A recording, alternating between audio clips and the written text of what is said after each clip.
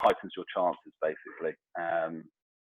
And then going into the experience side, you're saying the name of the bank that you work for in this example, the dates in which you've worked there, the job title, your location. And then again, as I mentioned earlier, what are you doing? So you're carrying out credit analysis and requests from customers. I'm looking at large European corporates, so I know what they're covering. You're talking about what you're doing. And as you go down here, you're also putting in some achievements, so improved credit approval process, for example. I'm not going into too much detail here. What I'm doing is I'm just planting the seeds for what I hope will be a topic of conversation when we have an interview. So these are just pointers that you want to put into the CV. And as you carry on going down through the CV, the rest of your roles are there, and then you've got your interests at the bottom. So that's a fairly straightforward CV, but it's clear, it's concise. I think it's pretty easy to read. It's pretty clear in terms of what this person's doing. And so when I'm looking for a CV, there's some of the key points that I'm looking for. So on the basis of that, do we want to open some questions around CV writing? John here. There's something I want to maybe add to that. I've been privy to look at some CVs, not because I'm a recruiter, but for some reason I've looked at a few CVs just to help out with some applicants. And one thing I tell them is that something about your CV has to make you stand out on your role. Now, if your CV has something similar to another applicant, because it's a very busy market, as Ben, you rightly said, you have one application, about 60, 70 people is applying for it, and sometimes it helps you among the first set of people to apply, the first 10, great. Or if the recruiter is open to reviewing up to 30, 40 CVs, what makes your CVs, maybe you're an compliance analyst or KYC analyst, what makes your CV stands out from another person's CV? Apart from the fact that, yes, you do similar roles, yes, you have similar KYC or CDD certifications, yes, okay, what else? So one thing that will help with our CVs, it's your achievements.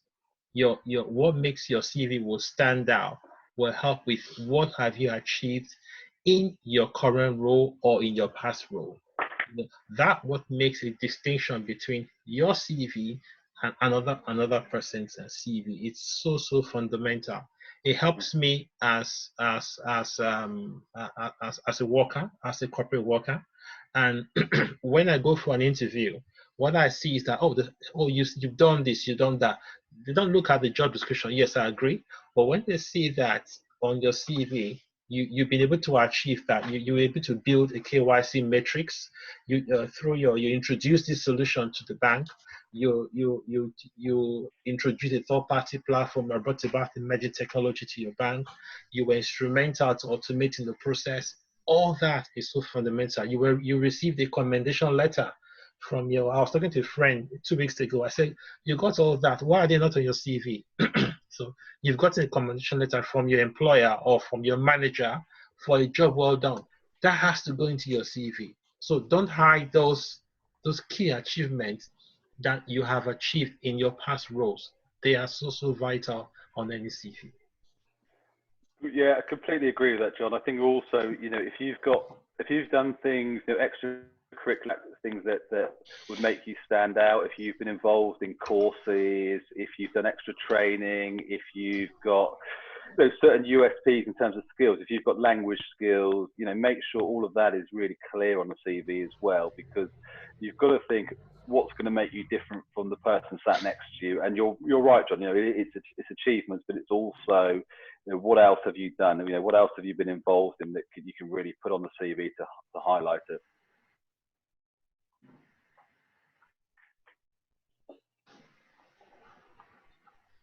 I have a question. Can I ask? Yes. Hi.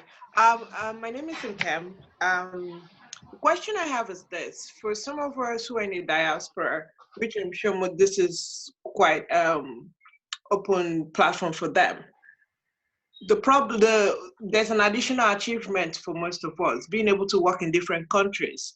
Do you add that to your resume? That's one question. Do you add I'll use myself for example. I can work in 3 different countries legally without needing any company to file paperwork for me.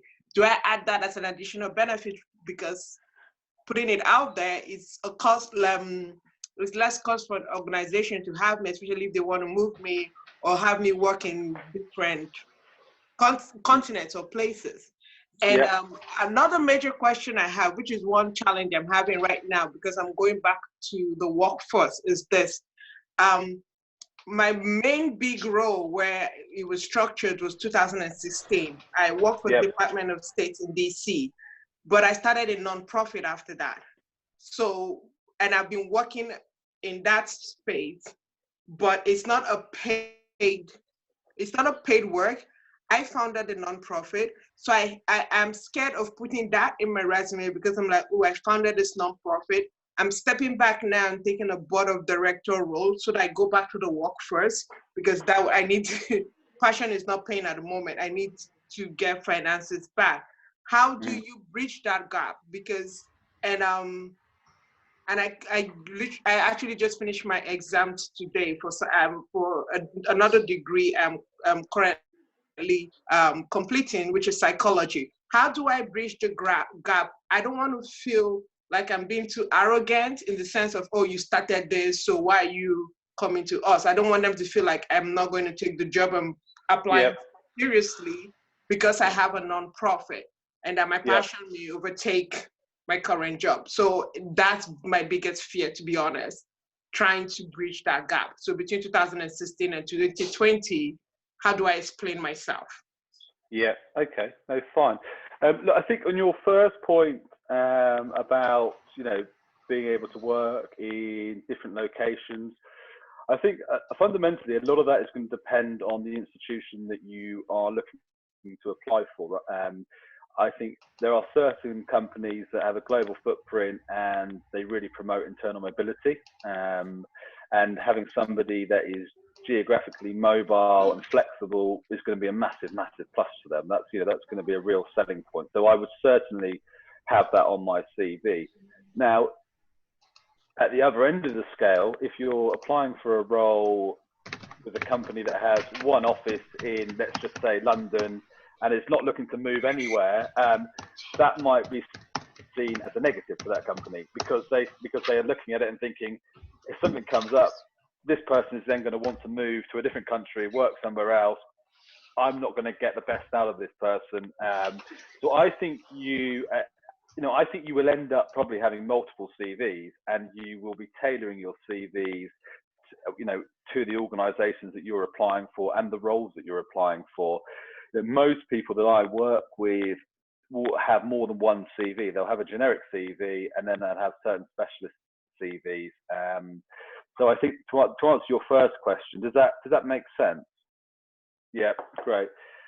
In terms of the doing the non-profit part, I would always advise everybody to be completely transparent in terms of what they've been doing on their CVs. If you've been working in an area that's not deemed relevant to the current role you're applying for, it's still better to be transparent and honest that you have been working, even if it has been on a non-profit basis. There's still a lot of value in that. What you don't want to do is have a question come up in an interview when they ask you, what have you been doing for the last 4 years? And you say, oh, I've been in a non-profit organization that I set up. And they'll say, oh, why didn't you mention that on your CV? Why didn't you say that in your profile? So, when you want people to interview for who you are, there's no point changing it too much. And I would just be upfront with people on that. It is hard to get into the market when you've been out studying and you've been doing something different for a period of time. You have to leverage off your own network and your contacts there as well. But I would 100% leave that on the CV. Hi, Ben. Hi, you there? I'm Tony. Sorry, I came in a few minutes late. I lost track of the time. I just want to ask, For the CV you shared on the screen, Yes. so yeah, it was quite good. Are we going to get that template going forward? That's my first question. Then my second question, most CVs, you will see that beneath, I've got one here. I've used this. I will write like references to be sent on request. Is it really necessary to do that? Yeah, okay, fine. So on the template side, I'll put my contact details on here, Tony, so you can drop me a note after this, and I'll send you a template through that you can use going forward. So no problem on that. References on request, no, I don't think that's necessarily needed on the CV. References will happen at the end of a process, and they will tend to be HR-based references that are carried out by an organisation to another organisation. It's always good to have personal recommendations that you can add to a CV or a separate document, but I also think you can do a lot of that on LinkedIn as well. We can get onto that later, but to answer your question, no, I wouldn't put references on request at the bottom of the CV. Okay.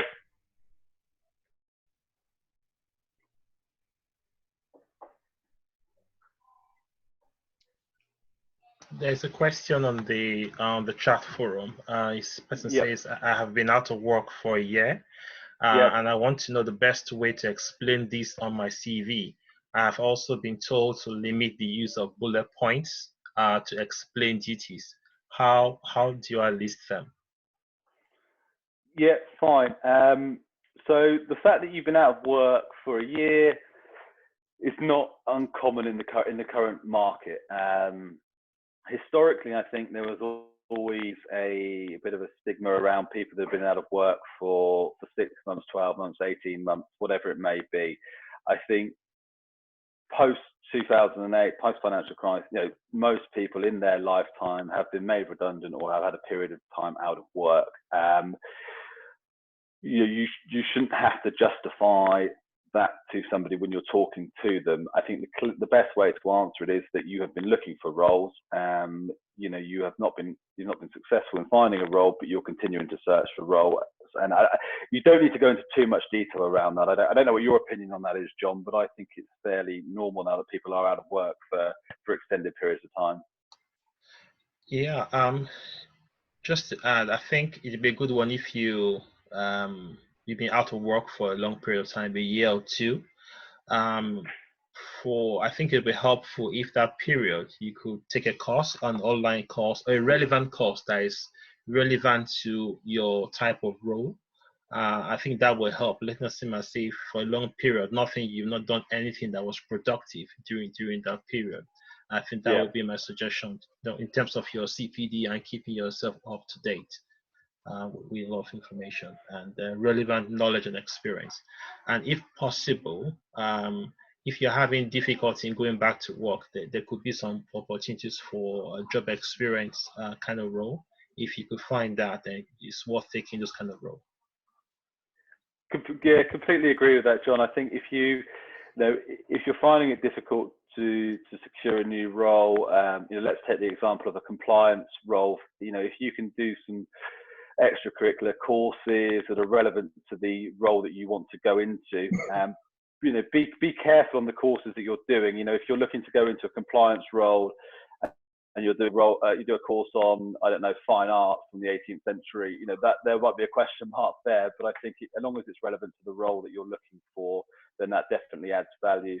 And what I would always say, when you are out of work is do stay in your networks, keep speaking to people. It's quite tough when you're applying for lots of jobs over and over again and you're not getting anywhere. So keep positive and keep talking to people as well.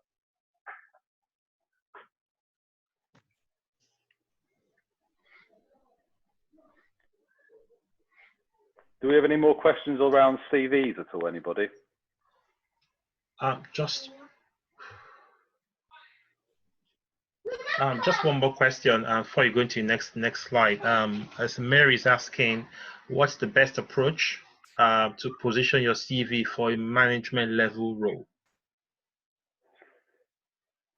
best approach to position your CV for a manager level role, I think clearly just being clear that you are looking for a manager level role, being clear and demonstrating examples of managerial experience that you have in the past,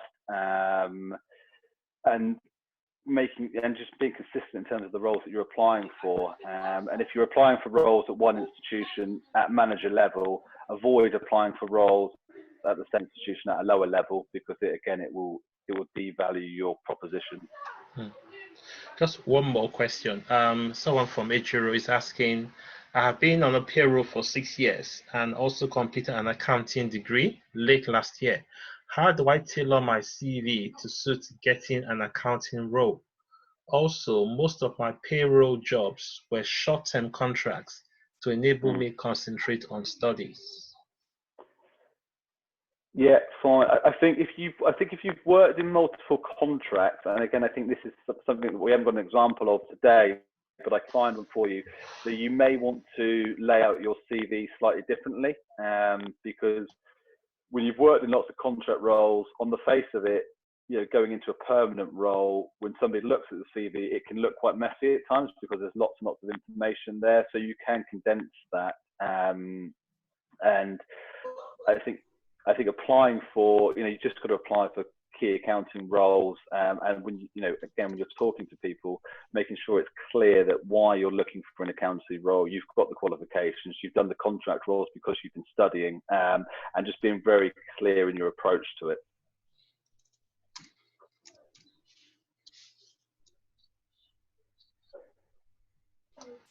I'm not sure there's time, or do you want to go to the next slide? Or I'm happy to answer more questions. No, as long as everybody else is. Okay. Yeah, of course. Someone asking, I'm switching roles. Tosin is asking, I'm switching roles.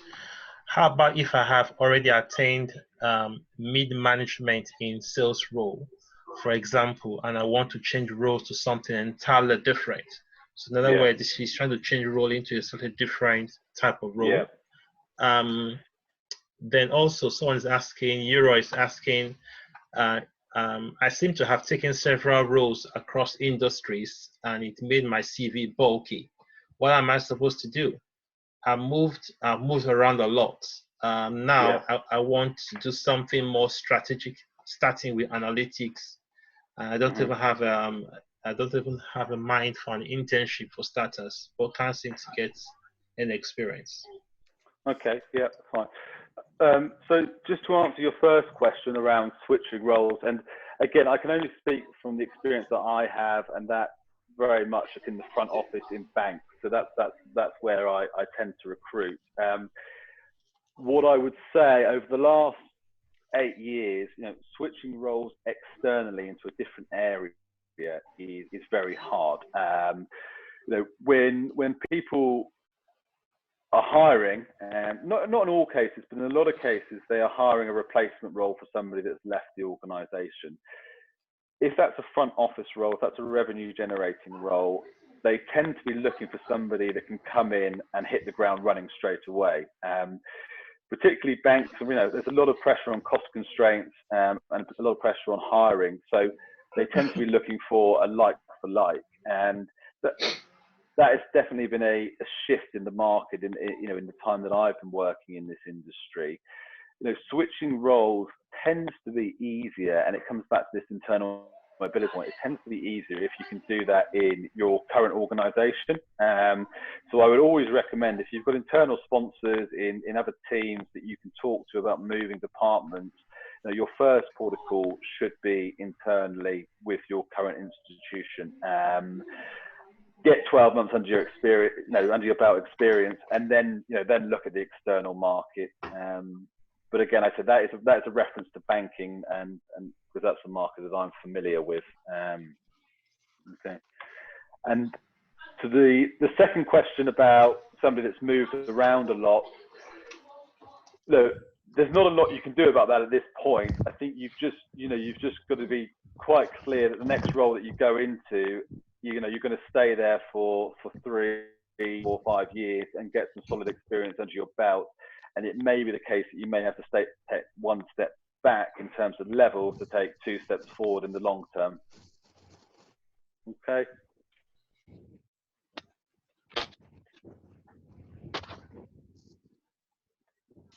Do you want to take more questions? Yeah, happy to. Or we could take them at the end of the. Okay. It says. Yeah. Okay. Let's say a good question on cover letters is that if that's important. Someone is asking also, is there any best front, or what is the front for a best CV? With regards to cover letters, unless you are specifically requested to put a cover letter together, sometimes at very senior level you are, sometimes at entry level you may be, but in kind of mid-senior management, it's very rare that you need to use cover letters. So I would suggest that you follow the guidelines of the role. It will clearly state if you need to put a cover letter together, and if you do, then do it and work with a recruiter or work with somebody to put that together. So I think that's key on that side. And in terms of, I think the second question was around fonts. Just be clear. Just use a classic clear font. An Arial, a Times New Roman, just something very, very clear, stand out, black ink, and keep it simple. It can look a bit boring, I know, but I think just keep it smart, because again, it's a representation of yourself. And I've had CVs that have come in strange italic fonts. I've had one that came in hieroglyphics one. So I just keep it normal with Arial, Times New Roman. Okay. Ben, you want to keep coming? Should we move on to the next slide, John? Yeah, let's do that. I think you're on mute. Yeah, that's fine. Yeah, great. So basically, we've now, the CV. You put the CV together, and you're obviously going to start applying for jobs. So again, this goes back to some of the questions that we've just covered there. What do you want to do? What can you do? Now, you want to be, the next role, the likelihood is the next role that you go into is going to be maybe slightly more senior than where you are at the moment, maybe in a slightly bigger organization, might be a smaller organization, but there is certainly going to be some synergy in terms of what you're doing presently and what you're going to be doing in the next role. So I think, managing your own expectations, have a clear career path, have an understanding of where you want to go, but you have to understand that if you're working in an operational role, becoming a fixed income trader, it's not going to happen. So just be aware of what you're applying for. The next point is just around being visible to new employers, and there's the next slide we can talk about a little bit more detail, but that's around your social media presence, that's around job boards, that's around networks, and making people aware that you are looking for a role. And I've again given an example here that I've had people that I've sat in front of, and they said, so and so has just hired a position. I would have been great for that position. I don't know why they didn't speak to me about it. Well, the chances are they probably didn't speak to that person about that role because they didn't know they were looking. So if you are looking for a new opportunity, make it clear that you are looking for a new opportunity. You've got to be a little bit careful if you're obviously in current employment, but if you've got a trusted network of people that you've worked with and you have relationships with, make it clear to them that you are interested in hearing about new roles. And then applying for jobs, working with recruiters. There are hundreds and hundreds of recruiters, or thousands of recruiters across various markets. What you need to identify when you're working with recruiters, again, in my opinion, is firstly, someone that is relevant for you, someone that covers your markets. You've also then got to find a recruiter that you can build a relationship with, that you can, you're quite comfortable being honest with, and they can be honest with you as well. And make sure that, you're meeting the recruiter, they're taking the time to meet you as well. I'm always a bit skeptical of people who are recruiting and they never meet anybody. I think that's very strange. I mean, I wouldn't send somebody forward to a role unless I met them face to face and had a conversation with them first. So build a relationship with recruiters. Be aware that recruiters have multiple different clients. Some of my competitors work with certain organizations that I don't work with, so that you might end up having 4 or 5 relationships with recruiters just to cover your market. So when you're talking to recruiters, they'll be asking you lots of questions, but you should also be asking them lots of questions. Find out what markets they cover, what clients they work with, what types of roles they work on, what level of those roles that they work on. Have they placed anybody that can you get a recommendation for them? So, because that's a relationship that you want to really leverage on, because when you're applying for jobs through portals and you're not getting anything back, if you're doing that yourself, you're thinking, hang on, where do I go from here? At least if you're working with a recruiter, the end game, the end goal for you and the recruiter is to get you into interviews from face to face. So do work quite closely with recruiters as well. So that's in terms of applying for jobs. I've done a separate slide on this just around platforms and job boards. I would strongly recommend that when you have put your CV together and you're happy with it, I would upload that onto various job boards. From my experience, I tend to work with 2 job boards. I work with eFinancial Careers and I work with City Jobs. And I tend to, my team tend to search for candidates on those job boards most mornings when they get into the office. So if you remember, I mentioned earlier on the CV, and I put highlights there. The way that recruiters search on job boards is using what they call Boolean search formula.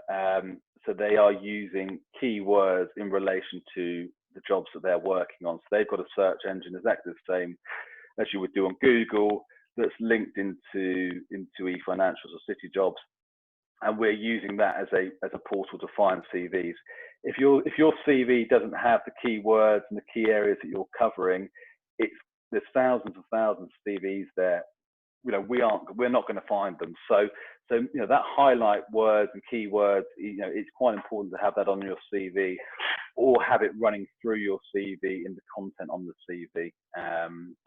So I would 100% add my CV onto job boards, and obviously research and look at the best job boards that are relevant to your industry.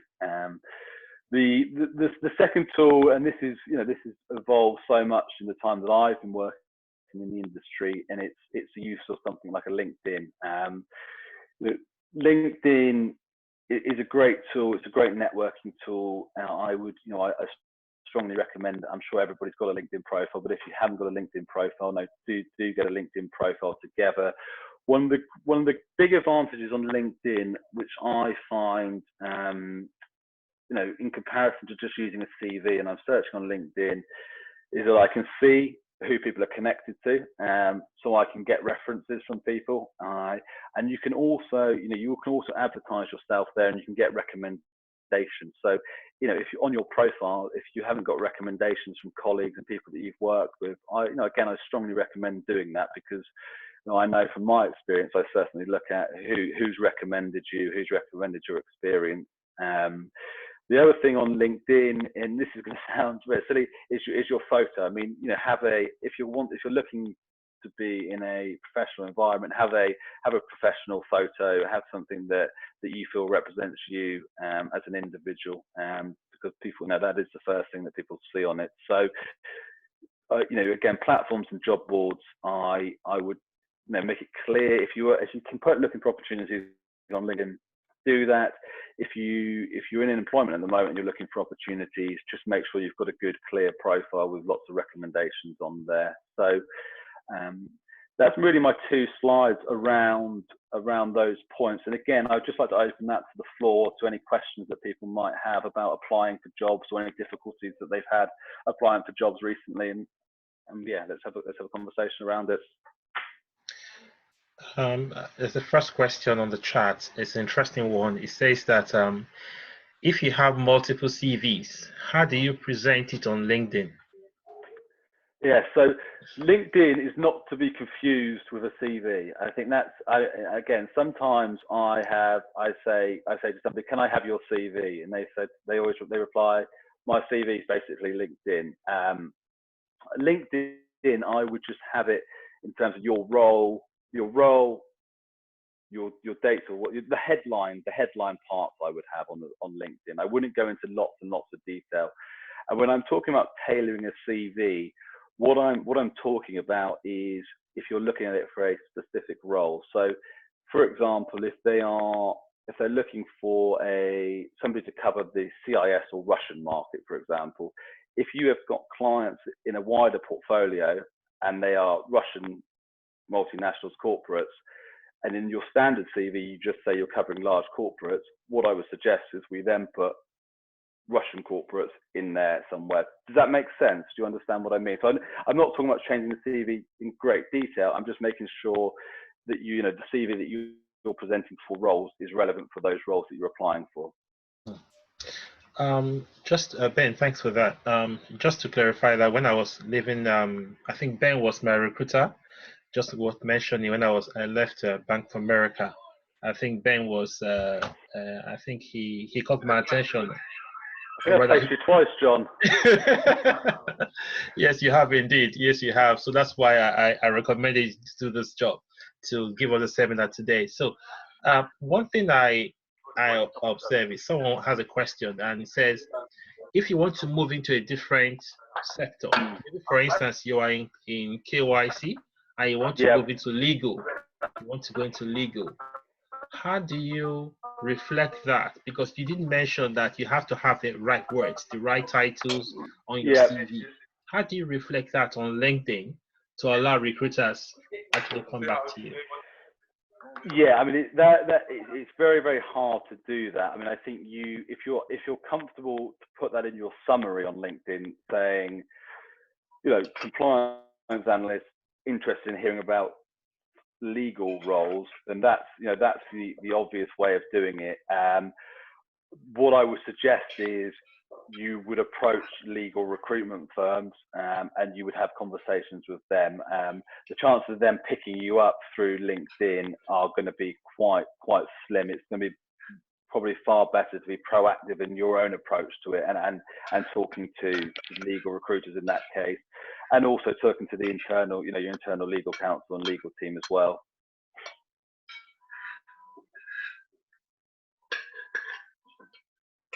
Just looking at some questions on the chat. Kieran is asking, for this lockdown, a lot of people have taken various online training to upskill themselves. How much do recruiters value paid courses and new home qualifications if current experience is not directly matching the job applied to? Does that make sense?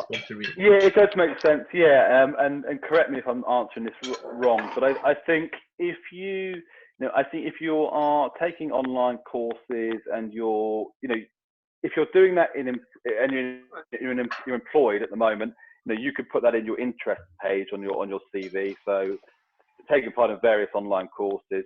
If you're doing it and you're out of work, and I think this is the point that you made earlier, John, put it clear that you've been engaging in online courses and training in terms of personal development. I think it's worth adding that. So I think if you're currently in a role and you're doing online courses now,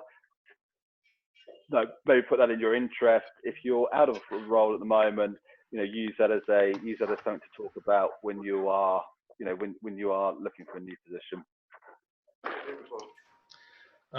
Just another question here. From Matthew, he says, emphasis 1, your experience, your qualification, sector-based qualification, recommendations, training. I think this is just recommend. So it's not really questions as such. Sorry about that. Okay, I don't have any questions on the chat. Does anyone want to ask any question directly on the forum?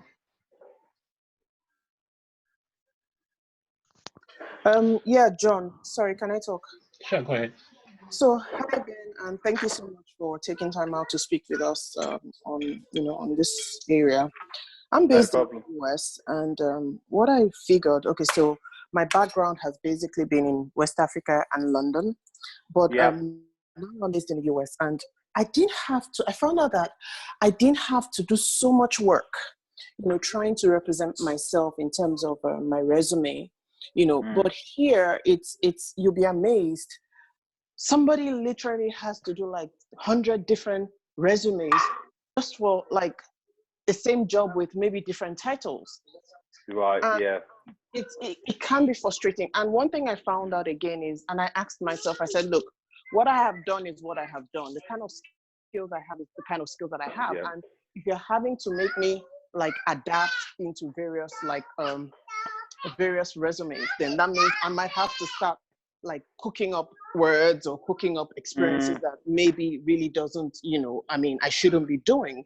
So for me, I'm like, okay, when you're talking about the LinkedIn page, okay, so do we just leave it to like the roles that without having to like explain what we've done, or we could just have like a standard LinkedIn resume and leave it there and just try to walk around our, normal resumes that you submit to recruiters.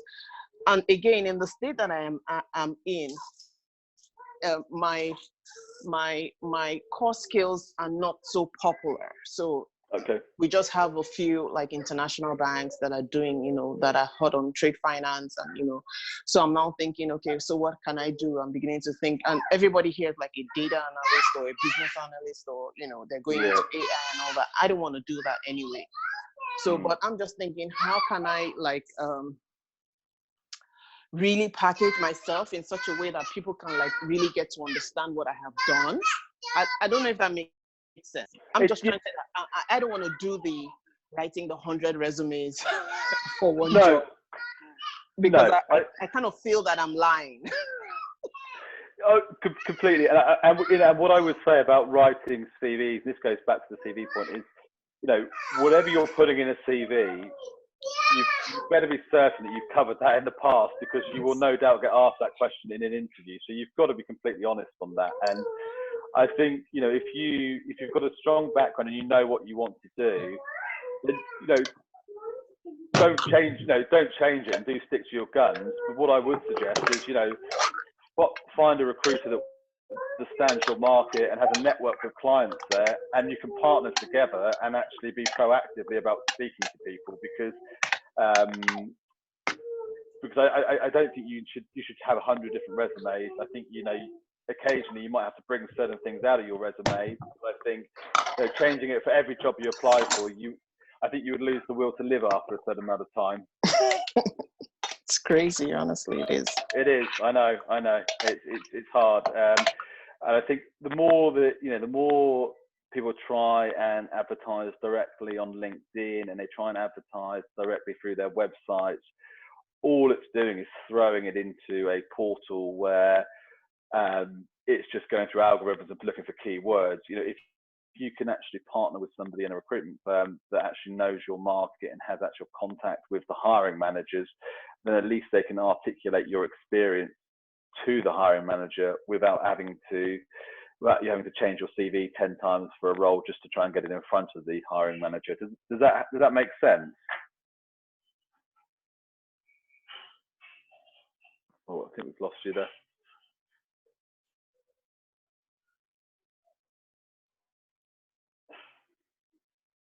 There are a couple of questions also in the chat. Let me see if I can read some of them.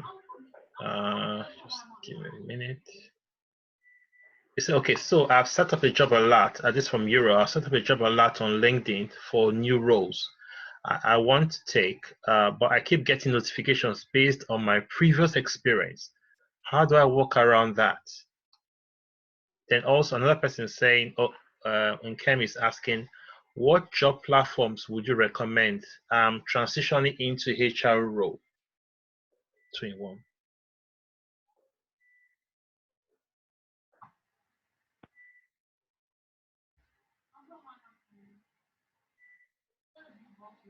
Sorry, John.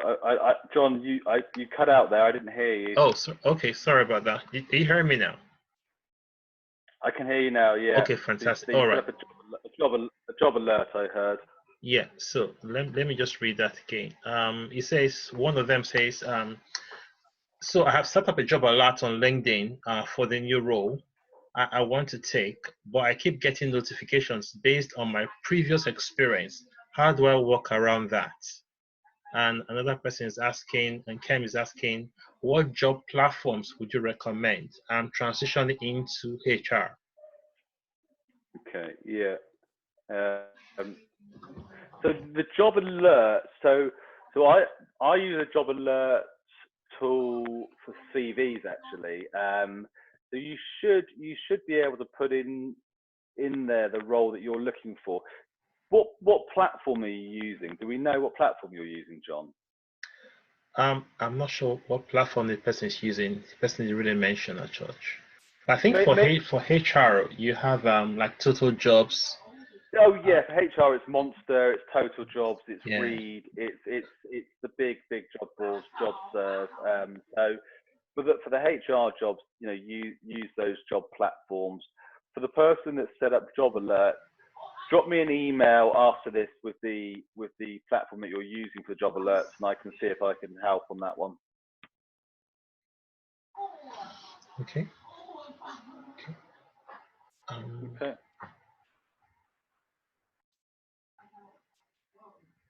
Can I ask a question? Yes. Okay.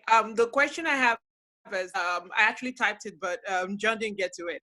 It's how do you find a recruiter to work with? I currently reside in the Netherlands. I'm also kind of a newbie here and trying to get a job now in the job market. How do you find a recruiter? What do you look for in a recruiter to help you get what you want to do? I think a lot of it is going to come down to personality. I think a lot of it is going to come down to somebody that you feel that you can work with, somebody you feel that you can trust, who actually understands what you do. And then obviously you then want to find somebody that's got a good network of clients and contacts at those clients at institutions that you want to work at. Unfortunately, you know, the industry that we work in, there's a lot more bad recruiters than there are good recruiters. So you might unfortunately have to go through and speak to a lot of people, but speak to your own network. Now, find out who's placed people, you know, that you've worked with in the past, or people on this group. This is a great forum to ask people for recommendations as well, because a lot of this is a network. It's a people business, a network business, and a lot of it will come through recommendations. The reason I say this is because I relocated from the US here to the Netherlands. And even in the US, I had never had to use a recruiter because I worked for the US government. So I was just in the system and I moved around before I resigned and left.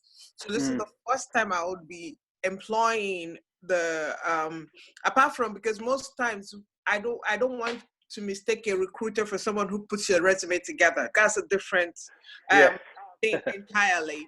I've had someone who I had to talk to help me put my resume together. But what you're saying, I see, is more like a relationship-based contract where this person gets to know you and what you're good at and help put you out there. So it's kind of you. Yeah. So that's why I'm asking, how do I get one? Because my network here in the Netherlands and trying to find ways to get around it without losing my mind. My network here in the Netherlands is based on school and my spouse. So that's the limitation to it. So my work network is not here at all.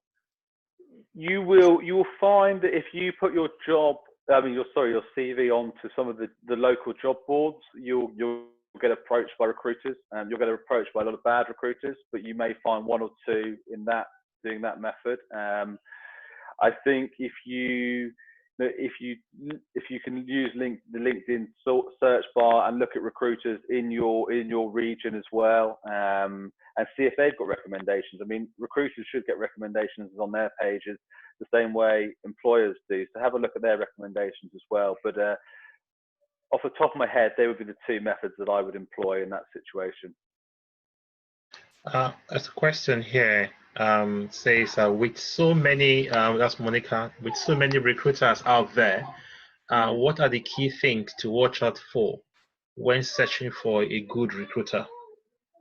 Yeah, so I would always be careful of people that ask you lots and lots of questions. For example, where else are you interviewing? What else are you doing? The people that are asking you lots and lots of questions that are not necessarily relevant to you as an individual. And I would always, ask them questions as well.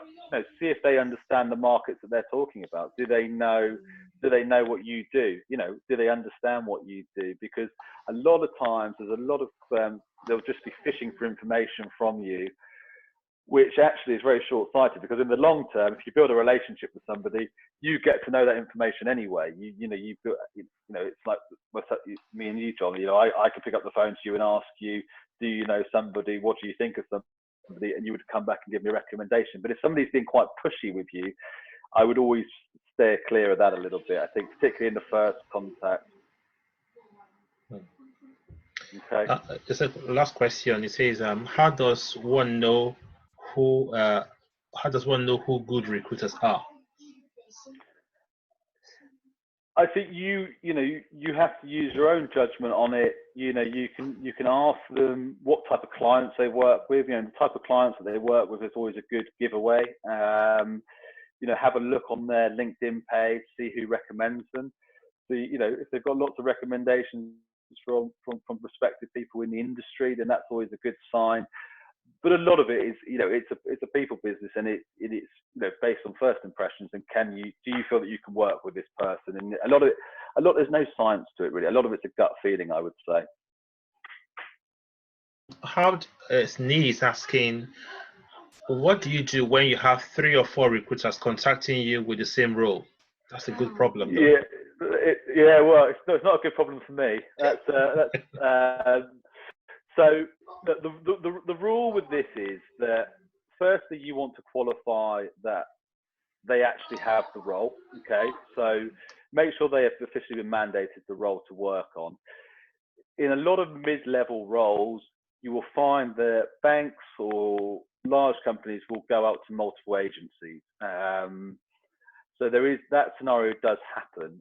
The rule of thumb with it really is that whoever's approached you first and you've given permission to send your details to that organization, that's who you go with.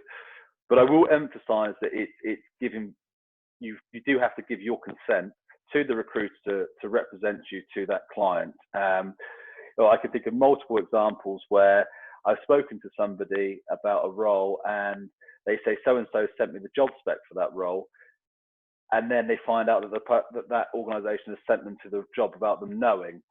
So be careful with it, but the rule of thumb is whoever approaches you first and that you give consent to, work with that agency on the role.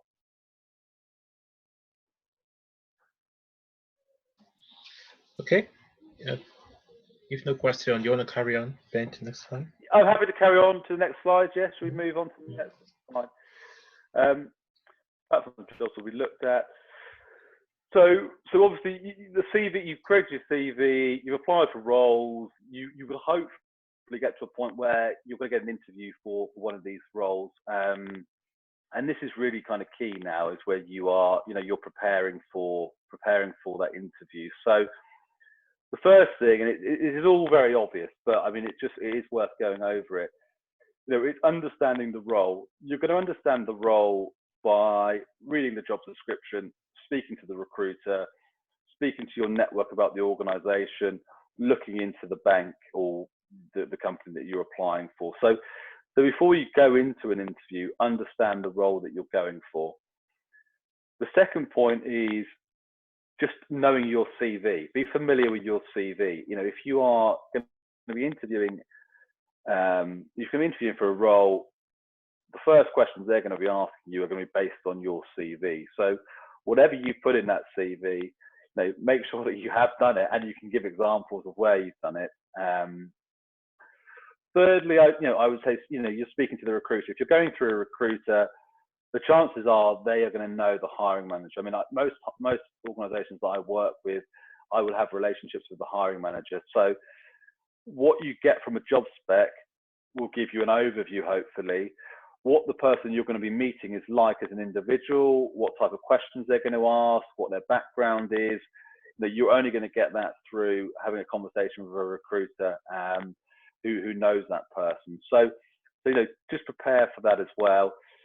Look the part, plan the outfit. I mean, this is kind of 101 stuff, but you're representing yourself as an individual to that organisation. Even in the current climate where we are doing lots of telephone or Skype interviews, I still strongly recommend, if it's an organisation that employs a smart dress code, you dress smart for that role. Something else I think that's really useful in interview preparation is that if you're going into a large organisation, have a look on YouTube or have a look at videos of their senior management. Get an idea of the style and language they use in conversations, just so you can kind of replicate that in the interview.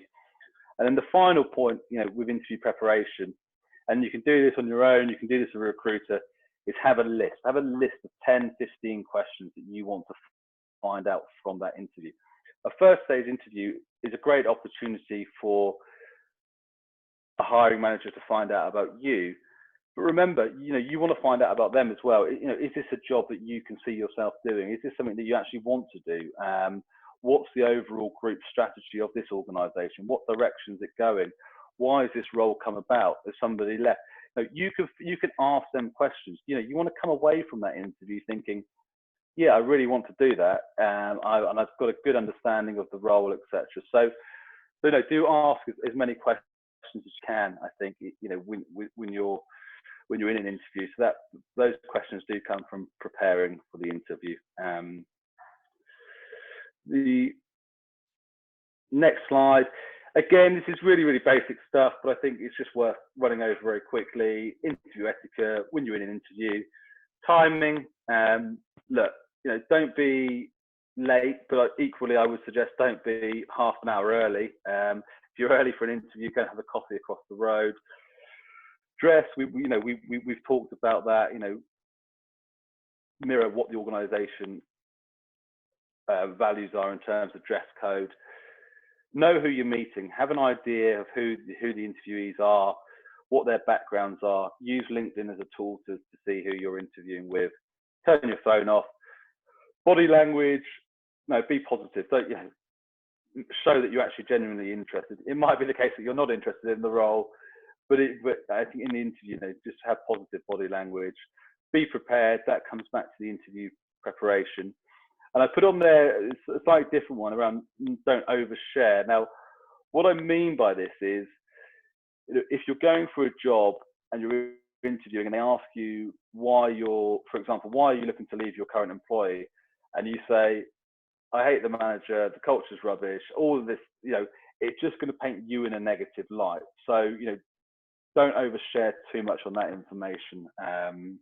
So those two slides, I think, again, very basic, but do cover kind of preparing for an interview and interview etiquette. And I'm sure there'll be questions around this one. So I'll open up to the floor. I have a question from Grace. She's asking, hi, do you think there's a bias against older applicants? And what can older people do to be successful at job searching or interview? I mean, speaking completely frankly, there shouldn't be. I think there sometimes is a prejudice against hiring more senior or experienced people.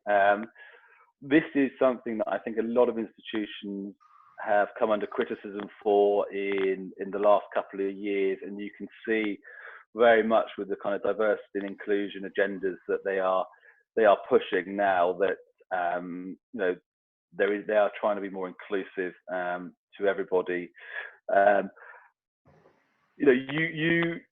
There's not a lot that you can do about it. I think I think what you've got to ask yourself is if an organisation takes that attitude with you, is that the type of organisation that you want to work with?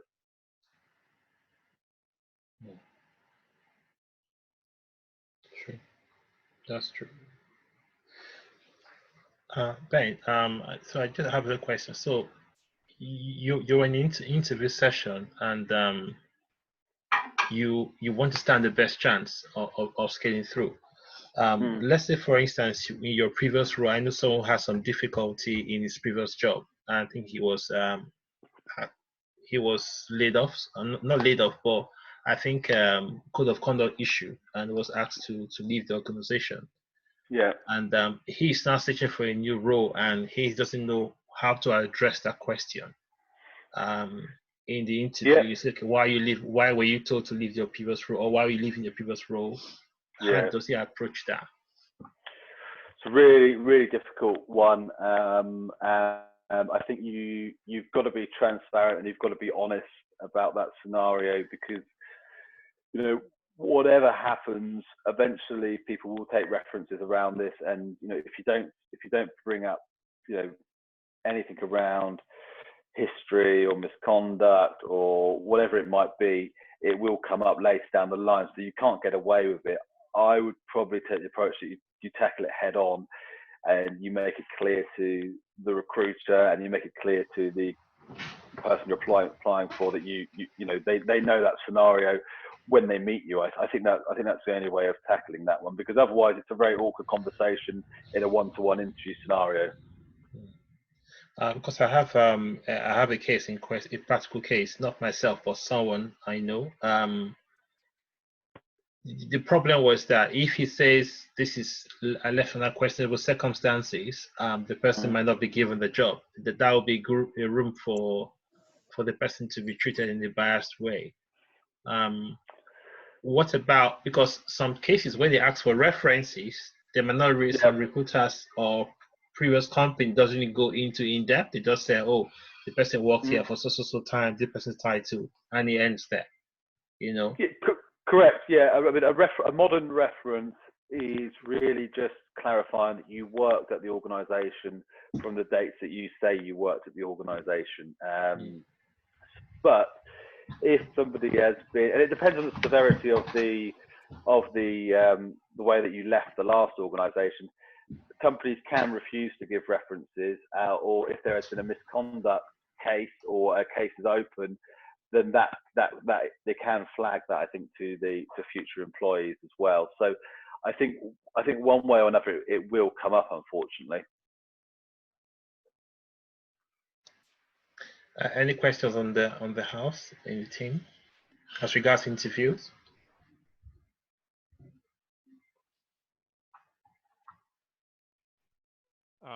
Ben, can I ask you a question, please?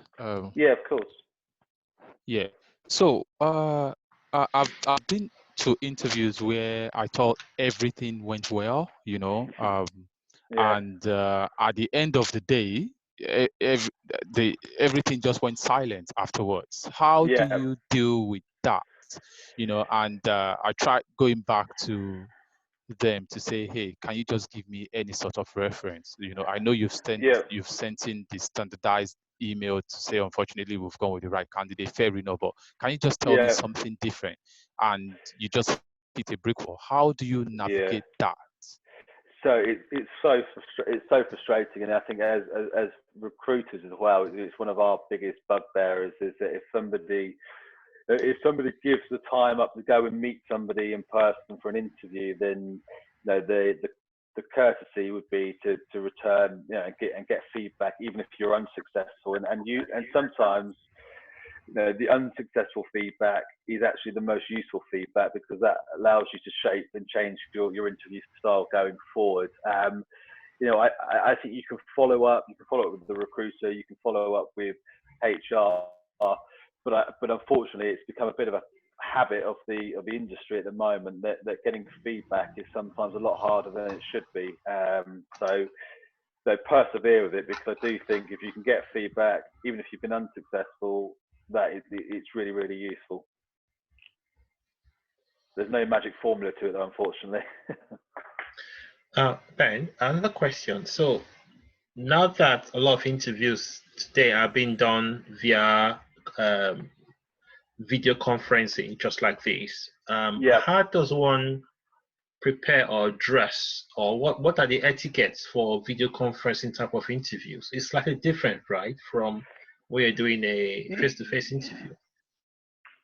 Yeah, I think so. I mean, I would still always opt for a smart shirt. Whether you would put a tie on or not, I would leave that to your own discretion. But I would always, have a shirt or have a jacket next to you. At least you can be smart. But I would always have a smart casual approach, a smart approach to it. Again, it's although you're not meeting them in person, there is a visual element to this, and they are seeing you, and so I would always dress smart, even on a Skype call. Okay. Thanks for that.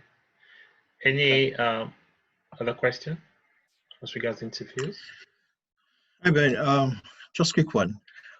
Yeah. In my experience, I think recruiters tend to differentiate contractors from permanent roles.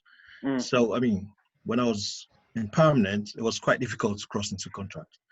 Yeah. Now, I've been in contract for a while now, and given the fact that IR35 and all these problems are mounting and everything, I'm thinking to go back into permanent. So, if I need to go there, how do I package myself? Because I know the contractors will definitely want to take a permanent person, crossing over into permanent rather than a contractor.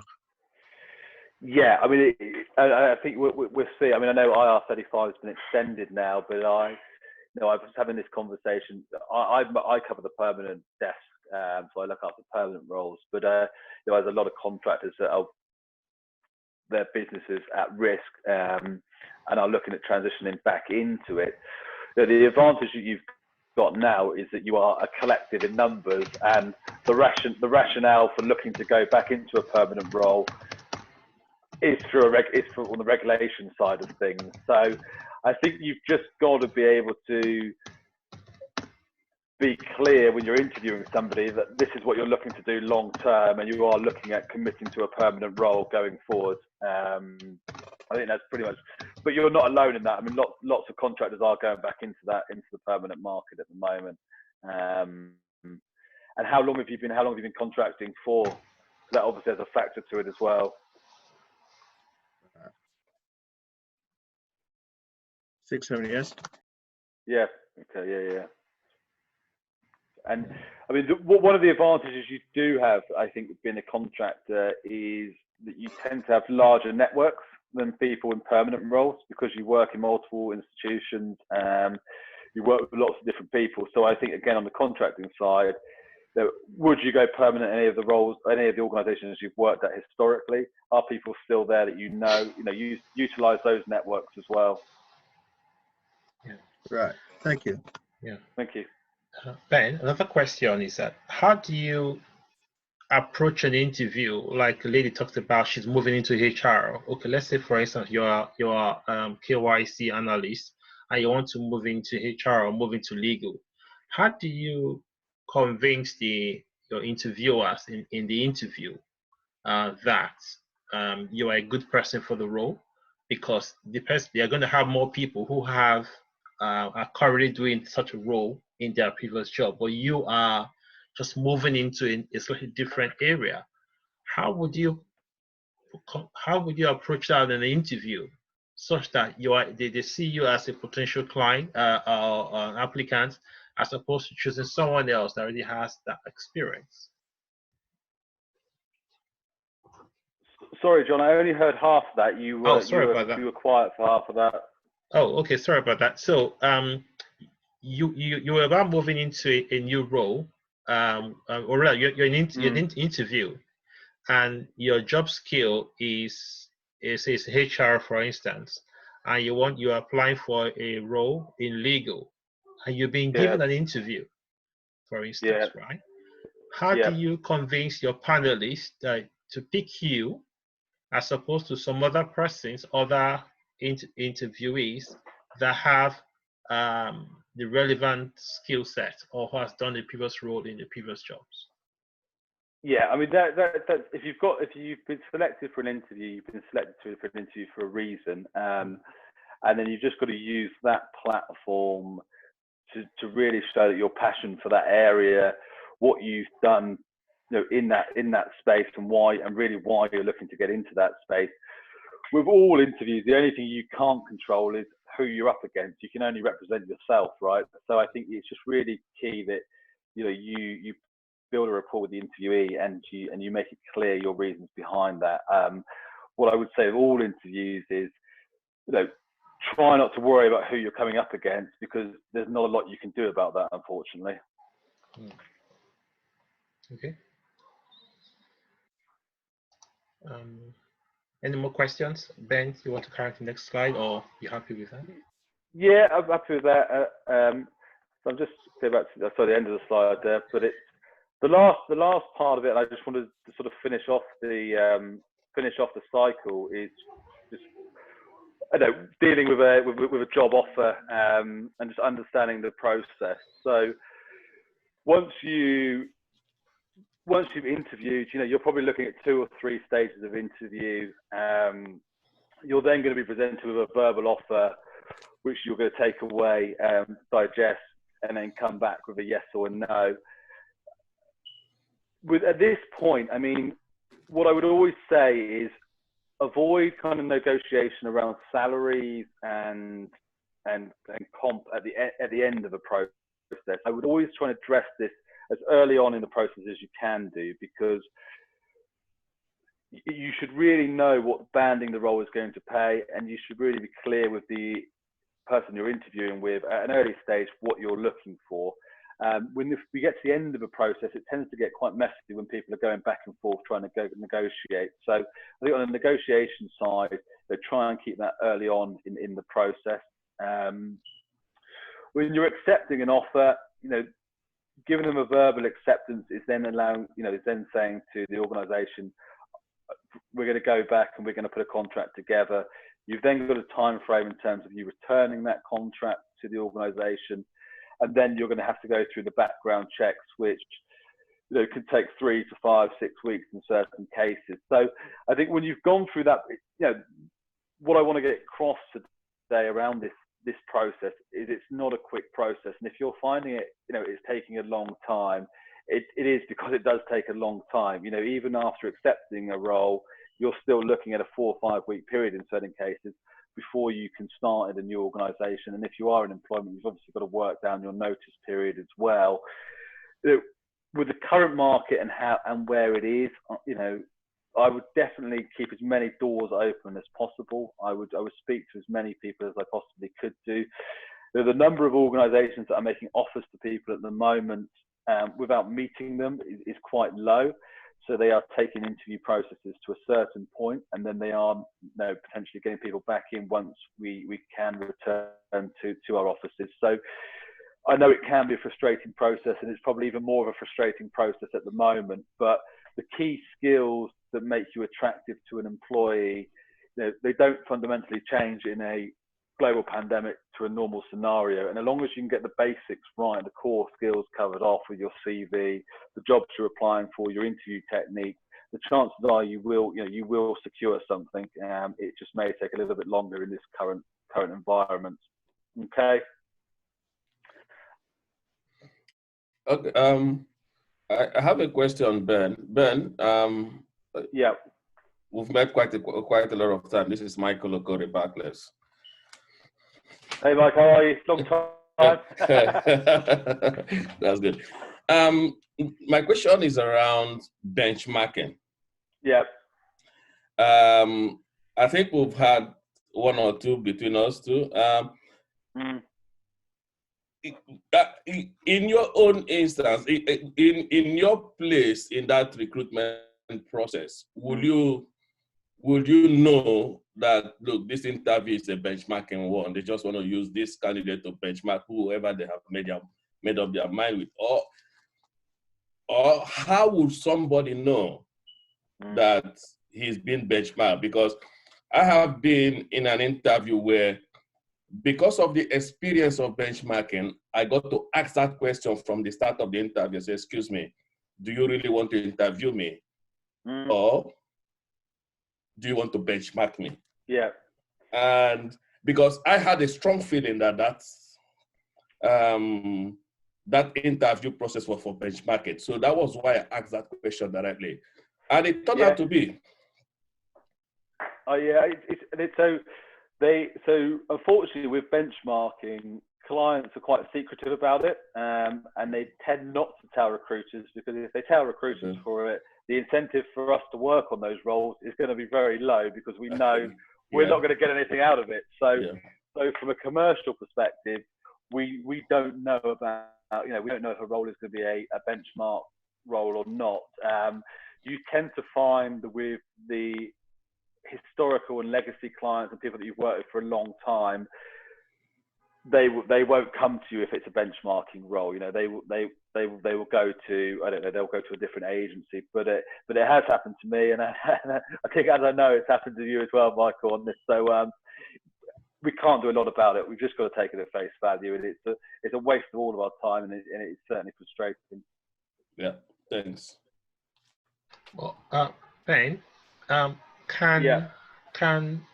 an interviewee ask the panel, is this role currently being held by somebody else?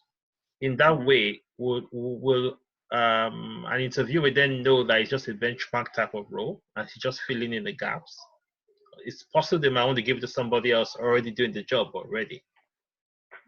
Yeah, you might find that a lot of benchmarking is done at certain times of the year. So you can, around bonus time or review time, which tends to be March, February time. You get a lot of benchmarking exercises happening there. You also get a lot of organisations that will benchmark if they're trying to bring somebody across internationally, if they're looking to get a visa for that, because they've got to justify why they're sponsoring. So they've got to say that we've interviewed a number of people in the local market and we can't find somebody. Therefore, we will go out to our preferred candidate and sponsor. So there could, and like you say, John, there could be somebody currently in the role and they want to compare salaries. The frustrating thing is that if they're purely looking for a salary comparison, particularly from our side, there's a lot of MI, there's a lot of data around that we can provide them, which gives you an idea of what the market's paying in those roles anyway. So you don't necessarily need to bring people in and waste their time. But that's just my opinion on that. There's a question from Valentine. He's asking, with respect of notice periods, what is the best time frame for a notice period? So in other words, I think you're trying to find out whether if you have a short or 1 week, 1 month, 3 months, does that affect your ability to secure the job? No, it shouldn't do. I think most people now, 3 months is much more common than it used to be. There are certain roles that I work on, people are on 6 months notice periods, MD level, they have a 6 month process. So 1 to 3 months, but it tends to be standard. And it won't put somebody off going for, hiring somebody for a role. Okay. Any other questions? I think we're coming to the end now. Any other question from anyone? Yeah. Okay. Ben, do you want me to share the other slide before we go? Yeah, that's fine. So look, what I've done, I've just put my details on the end of this slide, and I'll put them in the group as well. So if anybody wants to contact and have a conversation offline, happy to do so. What I will say is that my experience is quite specific to a certain area of banking, so I might not be able to help everybody, in terms of securing roles. But as a wider business, Car Lions does also operate in the credit risk space and the compliance space as well. So, if I can't point you internally, I might know people externally that can help. Okay. Okay. Ben, you want to remove your screen so I can share something screen? Yeah, sure. Let's do that. Just one more thing.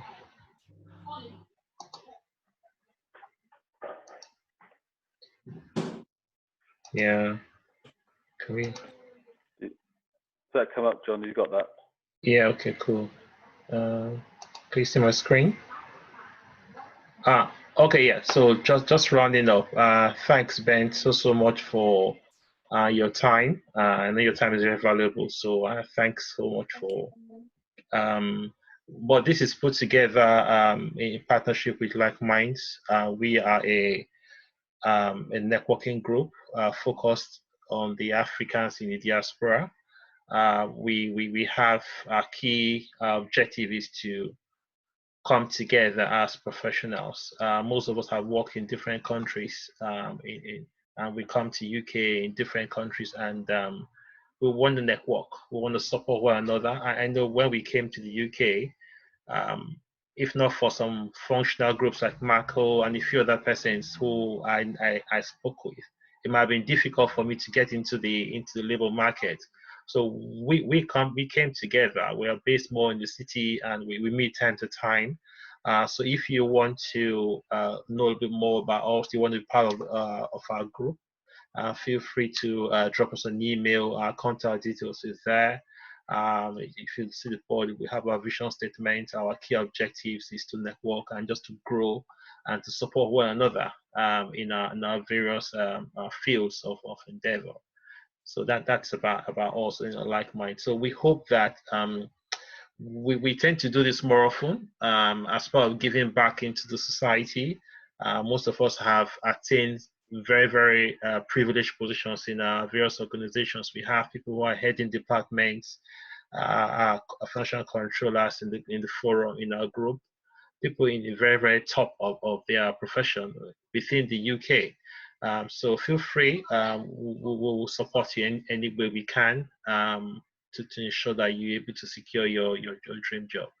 And we will tend to do this seminar a little bit, hopefully as often as we can. We will do another one soon. So if you're interested in most of our seminars, please drop us an email. Just drop us an email. Our email is there, likeminds88@gmail.com, so that we will include you in the next distribution group. We did something about 3 weeks ago. We looked into emerging technology. We focus on blockchain. We intend to look into that more. There are more other technology, emerging technologies such as robotics, process automation, artificial intelligence. We want to get people on board to talk about these things. It's all part of our learning curve. It helps even in interview forums also. So feel free to drop us an email, and yeah, we'll go from there. So that you add us on our distribution list, so that you don't get to miss out on any other of our webinars which we will be organizing. Or you could send us a WhatsApp message. The number is there. Drop a WhatsApp message. You can also find us on LinkedIn, and also we have a Facebook page also, so that you will not miss out on any vital information from LikeMinds. Okay. So thanks everyone. Ben, thanks again, and have a good evening, everybody. Thank you. Thank you. Thank you. Thank you so much, everybody. Ben. Thank you. All right, Thank Thank you so much. you very much. Thank you very much. Bye. All right, thanks guys. Thanks so much. Have a good evening. Thanks, John. Thank you, Ben. That's all right. Thank you very much. Thank you. Bye. Very well. Thank you. You're welcome. Thanks, Ben. Thank you, Ben. That's all right. See ya. Okay, drop us an email so you have your. Yeah, thank you. I will. Well, you got my details anyway. Cool. Thanks, John. All right. Have a good evening. Thanks to you both, John and Ben. Thank you. Thank you. Thanks, guys. Thank you. Thanks, guys. Yeah, thanks, Ben. Done a great job today.